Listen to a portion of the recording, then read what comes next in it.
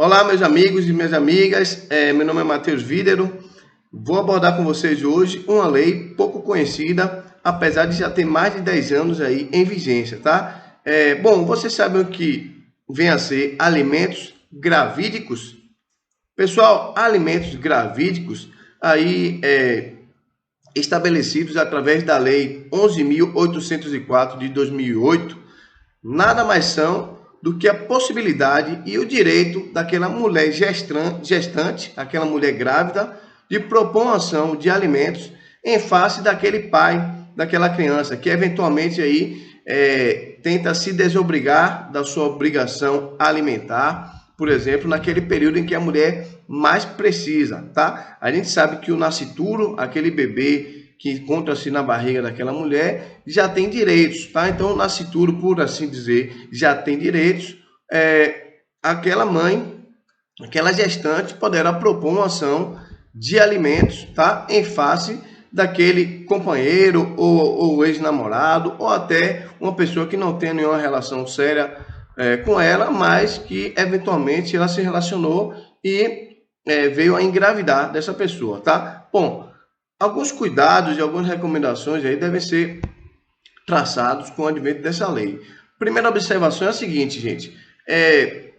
Deve ser proposta ação contra aquela pessoa, desde que aquela mulher gestante tenha ao menos indícios de paternidade, tá? Ah, Matheus, como é que a mulher vai ter indício de paternidade se, inclusive, aquele bebê não nasceu ainda não existe aquela criança e não há, por exemplo, como fazer um exame de DNA?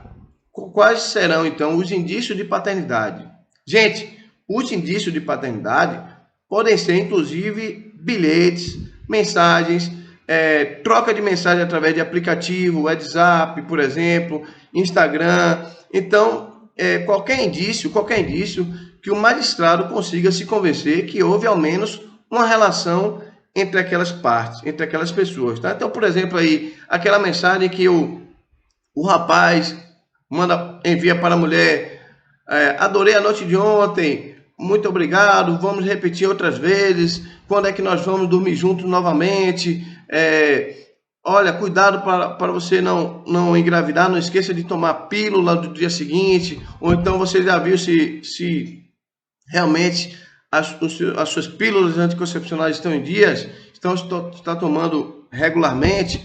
Portanto, gente, não só essas mensagens que dizem respeito aí àquela relação que efetivamente foi concretizada entre as partes, mas também outras probabilidades aí de que se configurar que aquela pessoa seria, por exemplo, um suposto pai daquela criança, tá? Então, por exemplo, um vizinho efetivamente poderá fornecer alguma prova também de que aquela pessoa estaria dormindo com a outra, exemplo, tá? Então, gente, os meios probatórios são vários, desde que não sejam contrários ao direito, tá? Então, desde que seja um meio lícito de prova, pode se apresentar aí para convencer o magistrado que aquele seria o suposto pai, porque tem indícios fortes de paternidade, tá?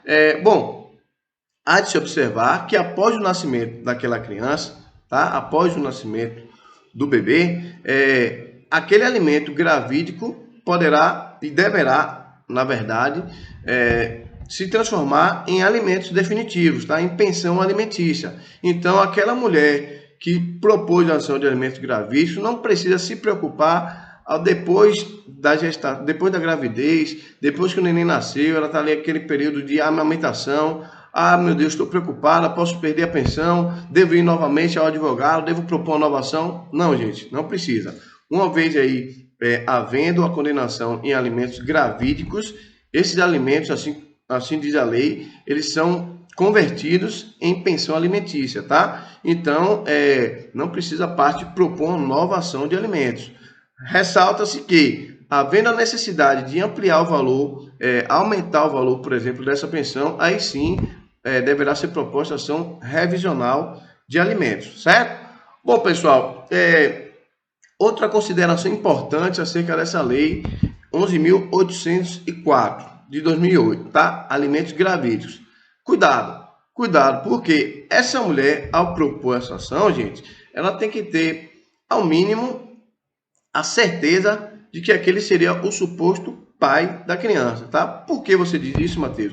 Porque caso aquele indivíduo não seja o pai, tá? Ele poderá, após em um processo de, por exemplo, ação negatória de paternidade, conseguir efetivamente comprovar através de um exame de DNA que não seria o pai daquela criança. Ele poderá propor uma ação, havendo aí, gente, dolo ou culpa daquela mulher ao propor ação de alimentos gravídicos, tá? Esse indivíduo poderá propor uma ação contra ela, a ação essa de reparação por danos materiais e até danos morais, tá? Imagine, por exemplo, a situação de um homem que nem teve relação com aquela mulher, apenas aí saiu com aquela mulher uma noite e não chegou às vias de fato, não teve nenhuma relação com ela. Então, suponhamos que as mensagens que ele passou para aquela mulher foram mensagens ainda de um momento que não aconteceu, por exemplo, uma conjunção carnal, tá? Então, digamos aí que ele mande mensagem como, olha, adorei ficar com você ontem, mas eles podem efetivamente ter ficado, mas não até as consequências finais, tá? Então, suponhamos que essa mulher, entendendo que aquela pessoa, mesmo ela sabendo que ele não teria como seu pai, já que não manteve com ele relações sexuais, propõe uma ação contra o mesmo, sabendo quem seria o suposto pai, apenas para obter alguma vantagem financeira, bom, ela poderá responder, então, através de um processo de reparação de dano, tá? Podendo ser aí essa ação de indenização por dano moral e material. Se ele conseguir comprovar que ela teve culpa ou dolo aí ao propor essa ação, querendo causar lesão ao direito dele, tá certo, gente? Bom, então fico por aqui, espero ter sido esclarecedor. O vídeo é curto porque também essa lei é curta, é uma lei pequena, uma lei de 12 artigos apenas. Desses 12 artigos, 6 foram vetados, tá? Então, é uma lei que só tem 6 artigos propriamente dito, tá bom, gente? Espero ter aí esclarecido alguns pontos dessa lei. Havendo aí alguma dúvida, pode entrar em contato comigo. Se você gostou desse vídeo, compartilhe com todas as pessoas para que, principalmente as mulheres, tenham noção dos seus direitos propriamente dito, tá? Principalmente durante aí uma gravidez, que é aquele período que a mulher mais precisa da presença, não só financeira, como psicológica também, daquele parceiro, ou namorado, ou marido, enfim, ou daquela pessoa que teve uma relação, tá certo? Muito obrigado e até o próximo vídeo, se Deus quiser.